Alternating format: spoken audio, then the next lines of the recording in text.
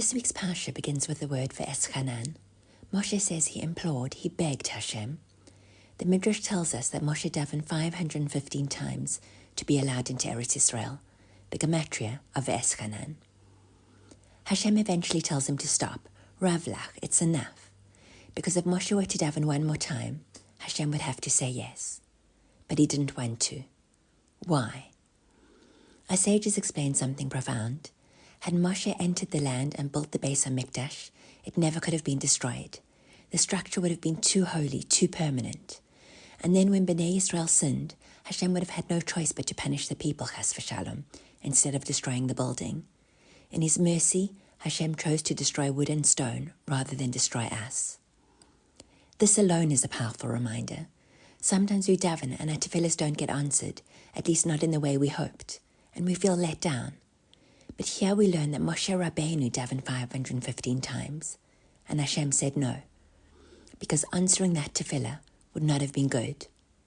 Sometimes the greatest kindness is when our tefillahs go unanswered, because Hashem sees what we can't. The pasuk in Tehillim says, Shir lemalos eseh enai el harim, ma'ayin yavo ezri. I lift my eyes to the mountains, from where will my help come?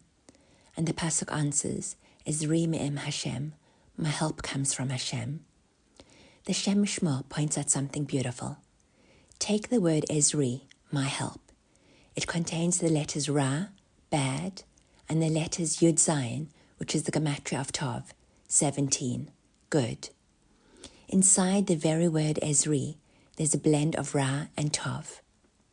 Because sometimes help comes wrapped in goodness, in clarity, in open miracles. But sometimes it looks like Ra. It looks like darkness, confusion, pain. And still, it's our help, because it's from Hashem. Later in the Parsha, Moshe recounts the experience at Har Sinai. And he says, you came near and stood at the foot of the mountain, and the mountain burned with fire up to the heart of the heavens, darkness, cloud, and an opaque darkness. So much emphasis on darkness. Why?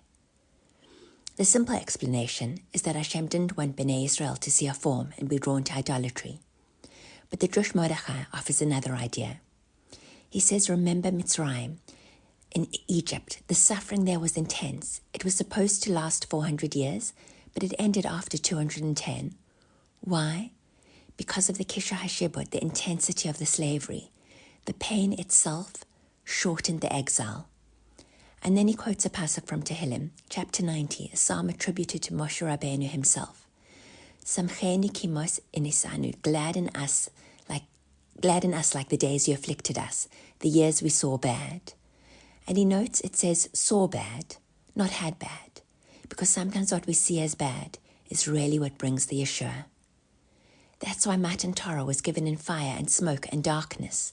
Yes, to avoid avodah zarah, to avoid idolatry, but also to teach us, even when things are dark, even when we don't understand, that's when Hashem is closest.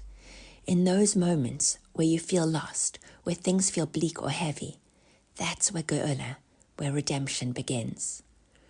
So here we are, between Tisha B'Av and Tu B'Av, between mourning and love, between darkness and light. We cry for what was lost, but we also hold tight to what we know, that behind the smoke, behind the clouds, even behind the things that look like Ra, is Hashem, with endless love, waiting to bring redemption. May we be Zocher to see that clearly and soon. Good Shabbos.